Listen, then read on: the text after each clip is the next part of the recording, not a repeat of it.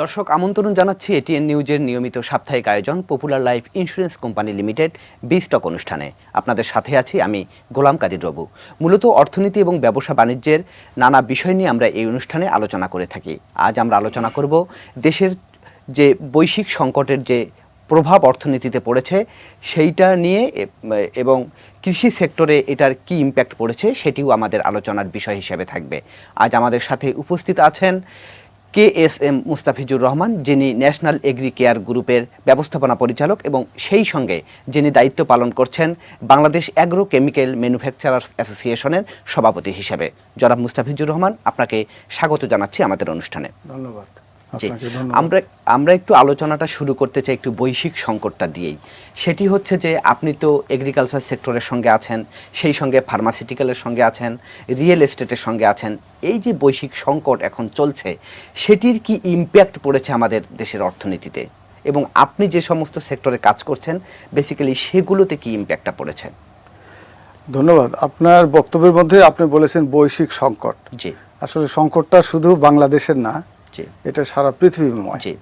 সারা পৃথিবীতে যখন আমরা দেখলাম যে 19 সালের ডিসেম্বরে কোভিডের কারণে সারা পৃথিবীর মানুষের গতিবিধি থামিয়ে দিয়ে লকডাউন, শাটডাউন, এগুলো তো মানুষের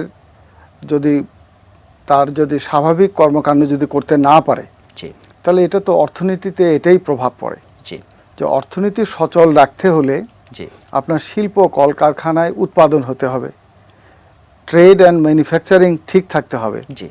তো করোনা তো আপনার মানুষকে ঘরের মধ্যে আবদ্ধ করে রাখার জন্য আমাদের দেশে এবং সারা পৃথিবীতেই লকডাউন ছিল। এটার একটা কারণে আমাদের দেশের অর্থনীতিতে একটা প্রভাব পড়েছে এবং সেই সঙ্গে সারা পৃথিবীতে আপনার করোনার কারণে একটি অর্থনীতিতে মন্দাভাব চলে এসেছে। মানে উৎপাদন ব্যাহত হয়েছে, মানুষের ক্রয় ক্ষমতা কমেছে, মানুষ কর্মচ্যুত হয়েছে। কিন্তু আমাদের দেশের সরকার এবং পৃথিবীর বিভিন্ন দেশে অর্থনীতিতে নানা রকম স্টিমুলাস দেওয়া হয়েছে, ভর্তুকি দেওয়া হয়েছে। সরকার মনিটারি পলিসি এবং ফিসক্যাল পলিসিতে পরিবর্তন নিয়ে আসছে। ফলে আমরা কিন্তু বাংলাদেশে অন্য দেশ যেভাবে পূর্বাভাস করেছিল যে বাংলাদেশে অনেক মানুষ মারা যাবে, তার অর্থনীতি ক্ষতিগ্রস্ত হবে, সেগুলো কিন্তু আমাদের হয় নাই। আমরা অনেকটা কাটিয়ে উঠতে পেরেছি। তো এখন দেখুন সারা পৃথিবীতে আবার নতুন করে আপনার রাশিয়া ইউক্রেনের যুদ্ধ এবং ক্লাইমেট চেঞ্জ, যেটা জলবায়ু পরিবর্তনের কিন্তু একটা প্রভাব। আপনি যেহেতু কৃষির কথা বলেছেন, এটা কিন্তু বহুদিন থেকে বাংলাদেশ কিন্তু প্রথম 6টা ক্ষতিগ্রস্ত দেশের মধ্যে একটা। তাহলে দেখা যাচ্ছে যে আপনার একটা হলো ইনফ্লেশন, যেটা দ্রব্যমূল্য বৃদ্ধি পেয়েছে। তারপরে ফরেন এক্সচেঞ্জ, বৈদেশিক মুদ্রার অপ্রাপ্যতা, স্বল্পতা, আবার ইউক্রেন রাশিয়ার যুদ্ধ এবং জলবায়ু পরিবর্তন, এই সবগুলোই কিন্তু নেতিবাচক। এবং এগুলোর প্রভাবেই আমাদের অর্থনীতি শুধু না, আপনি যদি বলেন যে বড় দেশগুলোর অবস্থা কি, আপনি বড় দেশের মধ্যে আপনাকে অবশ্যই আমাদের পার্শ্ববর্তী 2টা দেশ, চায়না, ভারত, জাপান, এশিয়ার মধ্যে এগুলোই আপনার বড় অর্থনীতি। আর গোটা ইউরোপিয়ান ইউনিয়ন আর আপনার আমেরিকা, এগুলো কিন্তু সবারই ক্ষতিগ্রস্ত। মানে অর্থনীতির আকৃতিটা ছোট হয়েছে। তো অর্থনীতি ছোট হওয়া মানে কি, জাতীয় ইনকাম কমে যাওয়া মানেই হলো রিসেশন, যেটাকে আমরা অর্থনৈতিক মন্দা বলি। তো আমাদের দেশে অর্থনীতির মূল জায়গা হলো কৃষি, অর্থনীতির মূল জায়গা হলো পোশাক শিল্প, আমাদের অর্থনীতির মূল জায়গা হলো কিছু শিল্প কলকারখানা আমরা গড়ে উঠছি, ফার্মাসিউটিক্যাল ইন্ডাস্ট্রি আর সেবা খাত। তো এই জায়গাগুলো এবং আমাদের রেমিটেন্স, আমাদের শ্রমিক ভাইয়েরা বিদেশে কাজ করে, প্রত্যেকটা জায়গায় যদি আপনি একটা একটা করে বিশ্লেষণ করেন তাহলে দেখা যাবে যে এগুলোতে ঝুঁকির আশঙ্কা রয়ে গেছে। আপনি একটি কথা বলছিলেন যে রেসিশনের কথা। এখন তো আসলে বিভিন্ন রকমের গুজব ছড়ছে যে বাংলাদেশে মনে হয় দুর্ভিক্ষ হবে, যদিও প্রধানমন্ত্রী গতকাল বলেছিলেন যে বাংলাদেশে দুর্ভিক্ষ হবে না, সেরকম পরিস্থিতিতে আমরা নেই।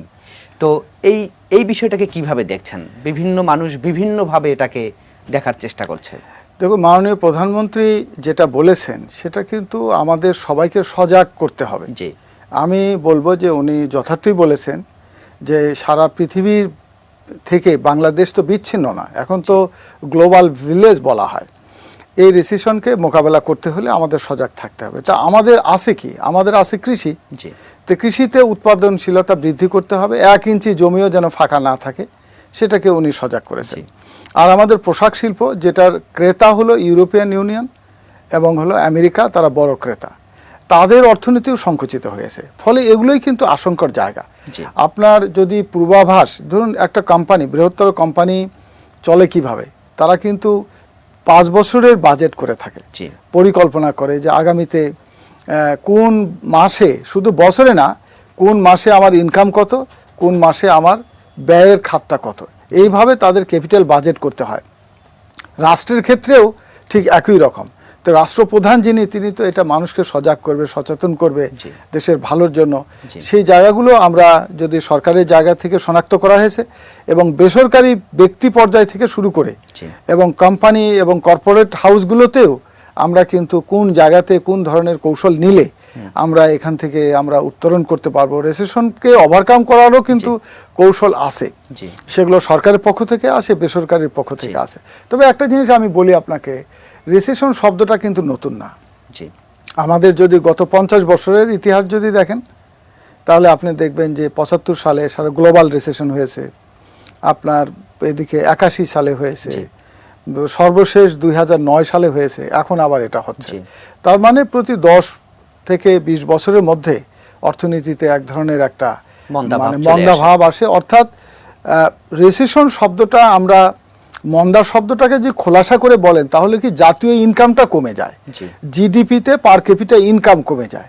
তো যদি মানুষের ইনকাম কমে যায়, তাহলে মানুষের ইনকাম মানেই হলো, ইনকাম থেকে সে কি করে, সে নিজে পারচেসিং করে, আর হলো সেভিংস হয় এবং রাষ্ট্রে ওই সেভিংসটা যোগ হয়। তাহলে ন্যাশনাল ইনকামটাও হলো ন্যাশনাল কনজাম্পশন এবং ন্যাশনাল সেভিংস। তা আমার ইনকামই যদি কমে যায়, তাহলে আমার ন্যাশনাল সেভিংস কমে যাবে। জাতীয় সঞ্চয় যদি কমে যায়, তো জাতীয় বিনিয়োগ কমে যাবে। বিনিয়োগ যদি কমে যায়, তাহলে কর্মসংস্থান সৃষ্টি হবে না। আমাদের মতো দেশে যেখানে পপুলেশন প্রতি বছরে 20 লক্ষ মানুষ শ্রম বাজারে আসছে, তো সেই মানুষের যদি কর্মসংস্থান করা না যায় এবং এই ধরনের অর্থনৈতিক মন্দা যদি একটা দীর্ঘ সময় প্রলং করে, তাহলে কিন্তু এটা সাবধান করে দেওয়া খুবই যুক্তিসঙ্গত এবং মাননীয় প্রধানমন্ত্রী যথার্থই বলেছেন। তবে আপনি যেটি বললেন যে 2009-10 দিকেও কিন্তু আমরা একটা মন্দায় পড়েছিলাম, কিন্তু বাংলাদেশের কিন্তু কিছু হয়নি। এটা আপনি দেখুন যে মন্দাটা, আপনি সারা পৃথিবীর অর্থনীতিটাকে যদি দেখেন, একটা হলো উন্নত, উন্নয়নশীল এবং নিম্ন ইনকামের দেশ, একটা হলো LIC, লো ইনকাম কান্ট্রিজ, আর একটা হলো ডেভেলপিং অ্যান্ড ডেভেলপড। আপনি সারা পৃথিবীর গ্লোবাল ইনকামকে যদি ভাগ করেন, তাহলে কিন্তু আপনার পপুলেশন হলো, আপনার এশিয়াতে 75% মানুষ, সারা পৃথিবীর মানুষ বাস করে, কিন্তু অর্থনীতি কিন্তু আপনার ডেভেলপিং কান্ট্রির অর্থনীতির সাইজটা কিন্তু 75%। তো তাহলে কি দাঁড়ালো, যে আপনি যদি উন্নত দেশ যাদের কথা বলছেন, ওদের দেশের অর্থনীতির মন্দা, ওগুলোর ঢেউ আমাদের দেশে আসতে এটা সময় লাগে। এবং আমাদের এখানে যেটা হয়েছে, যেহেতু কৃষিকে অগ্রাধিকার খাত দেওয়া হয়েছে এবং কৃষির উৎপাদন এবং জিডিপিতে কৃষির এখনও 13-14% এককভাবে, যেটা ওই সময় 9 সালে কিন্তু এটা আরও বেশি ছিল। তা আমাদের যদি কৃষকের ফসলের যদি উৎপাদন ভালো হয়, আমাদের যদি খাদ্য ক্রয় করতে না হয়, এই 17 কোটি মানুষের খাবার যদি আমরা নিজেরা উৎপাদন করতে পারি, তাহলে কিন্তু আমরা অনেক রিসেশনকেই আমরা কিন্তু মোকাবেলা করতে পারবো। কিন্তু বৈদেশিক মুদ্রার অর্জন ছাড়া, আপনার যেহেতু আমদানি নির্ভর অর্থনীতি আমাদের রয়ে গেছে, আমাদের বছরে প্রায় $100 বিলিয়ন আমদানির বিপরীতে ব্যয় করতে হয়। তা এই $100 বিলিয়ন আমি কোথা থেকে নিয়ে আসবো? আমার কৃষি পণ্যের রপ্তানির জায়গাটা তো আমি, যদিও এটাই আমার মনে হয় দ্বিতীয় বৃহত্তর রপ্তানি খাত কৃষি, কিন্তু পরিমাণটা কিন্তু অতি নগণ্য। শুধু গার্মেন্টস থেকেই আসতেছে একটা লম্বা পিলার, গার্মেন্টস 80%-এর উপরে গার্মেন্টস থেকে আসে, আর সব পণ্য মিলে আসে হলো আপনার 20%। জনাব মুস্তাফিজুর রহমান, এই বিষয়ে আমরা আপনার সঙ্গে আরো পরে কথা বলবো, তবে তার আগে নিচ্ছি একটি ছোট্ট বিরতি। দর্শক, এখন নিচ্ছি ছোট্ট একটি বিরতি, আমাদের সঙ্গেই থাকুন।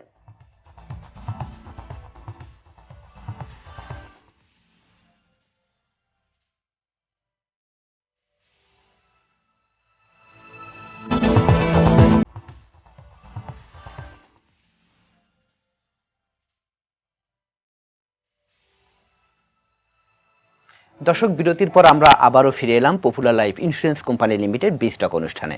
আমাদের সাথে আছেন ন্যাশনাল অ্যাগ্রো কেয়ার গ্রুপের ব্যবস্থাপনা পরিচালক জনাব KSM মুস্তাফিজুর রহমান। জনাব মুস্তাফিজুর রহমান, আমরা যে বিষয়টা আলোচনা করছিলাম, এই যে রেসিশনের যে বিভিন্ন কথা, তবে গতকালও কিন্তু মাননীয় প্রধানমন্ত্রী বলেছেন যে হয়তো আমরা একটু সংকটে আছি, কিন্তু তার অর্থ এই না যে বাংলাদেশ শ্রীলঙ্কা হয়ে যাবে।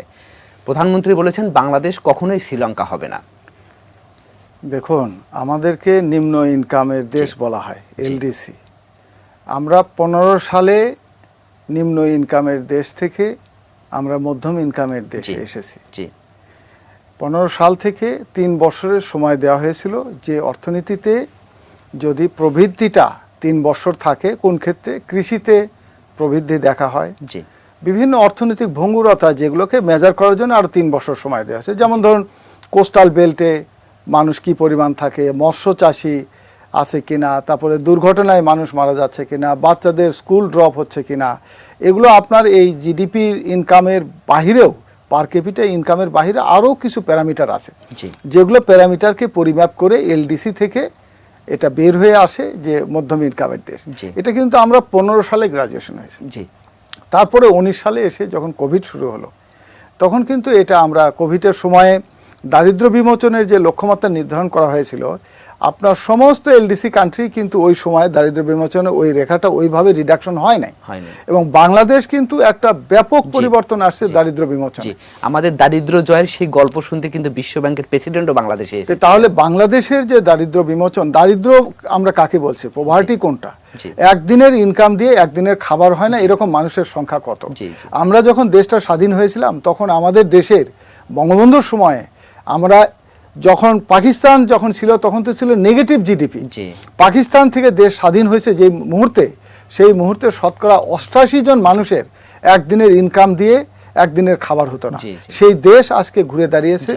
আপনার জিডিপিতে যে প্রবৃদ্ধি হয়েছে, LDC এগুলো সৃষ্টি করা দ্বিতীয় বিশ্বযুদ্ধের পরে কিছু কিছু শব্দ তৈরি হয়েছে, নিম্ন ইনকামের দেশ, মধ্যম ইনকামের দেশ, তারপরে আপনার প্যাটেন্ট প্রোডাক্ট, WTO, এগুলো হলো একটা বিশ্ব বাণিজ্য নিয়ন্ত্রণের একটা কলা কৌশল কিনা, এগুলো নিয়ে এখন কথা উঠেছে। তো এখন দেখুন যে আমাদের দেশ এখন 26 সালের মধ্যে LDC গ্রাজুয়েশন হয়ে যাবে। তো এগুলো কিন্তু আমাদের এশিয়াতে 3টা দেশ LDC গ্রাজুয়েশন হবে, তার মধ্যে আপনার নেপাল আছে, লাওস আছে, বাংলাদেশ আছে। বাংলাদেশের সঙ্গে যদি মোট 6টা দেশ হবে গ্লোবালি, কিন্তু তার মধ্যে এই এশিয়ার 3টে দেশের সঙ্গে যদি বাংলাদেশের তুলনা করেন, তাহলে কিন্তু এটা বিস্তর পার্থক্য। আপনার ওদের জিডিপি, আমাদের জিডিপি, ওদের পভার্টি রেট, আমাদের পভার্টি রেট, ওদের উন্নয়নের ধারাবাহিকতা, আমাদের উন্নয়ন, আমাদের জনসংখ্যা, এগুলো একটার সাথে মিলাইলে ওগুলোর সাথে মিলবে না। নানা দিক থেকে আমরা এগিয়ে আছি, যে একটা বিষয় একটু জানতে চাই, সেটি হচ্ছে যে এই যে মূল্যস্ফীতির কথা আপনি বক্তব্যে বলছিলেন, যে মূল্যস্ফীতি এখন আমাদের 9% পার হয়ে গেছে। তো এই মূল্যস্ফীতিটা বলা হচ্ছে যে বেশিরভাগ ক্ষেত্রে ইম্পোর্টেড, অর্থাৎ যে পণ্যগুলো আমরা ইম্পোর্ট করছি সেগুলোর দাম বহির্বিশ্বে বেড়ে যাওয়াতে আমাদের এখানে মূল্যস্ফীতি বেড়েছে। তো একটি বিষয় আমি একটু আপনার কাছে জানতে চাই, যেহেতু আপনি কৃষি সেক্টরের সঙ্গে আছেন, এই যে জিনিসগুলো আমরা ইম্পোর্ট করছি, এই জিনিসগুলো কেন বাংলাদেশে আসলে আমরা স্বয়ংসম্পূর্ণ হতে পারছি না? আমরা তো 50 বছর পার করলাম বাংলাদেশ। এটা রাষ্ট্রের দায়িত্ব। তো ধরেন, রাষ্ট্র তো একটা সম্পূর্ণ, এটা হলো ইন্টার রিলেটেড ফ্যাক্টরসগুলো মিলেই হলো আপনার একটা সিস্টেম ডেভেলপ হয়েছে। এখন রাষ্ট্রের যে জায়গায় দায়িত্ব দেয়া আছে যেখানে, সেই জায়গাতে আপনার এগুলোকে যাচাই বাছাই করার জায়গা আছে। আইনে কিন্তু দেশ বিরোধী কোনো আইন কখনোই তৈরি হয় না, দেশের কল্যাণেই আইন হয়। যেহেতু জনপ্রতিনিধি যারা, তারা রাজনীতি করে মানুষের কল্যাণে, তারা পার্লামেন্টে যায়, তারা দেশের স্বার্থ সংরক্ষণ করে আইন প্রণয়ন হয়। কিন্তু আইনের পরে যেগুলো বিধিমালা, নীতিমালা, এগুলোতে আরও সূক্ষ্মভাবে জনগণের কল্যাণে কোনো জিনিস আরও সংযোজন করার সুযোগ আছে কি নাই, এই জায়গাগুলোতে আমাদের হাত দেবার প্রয়োজন আছে।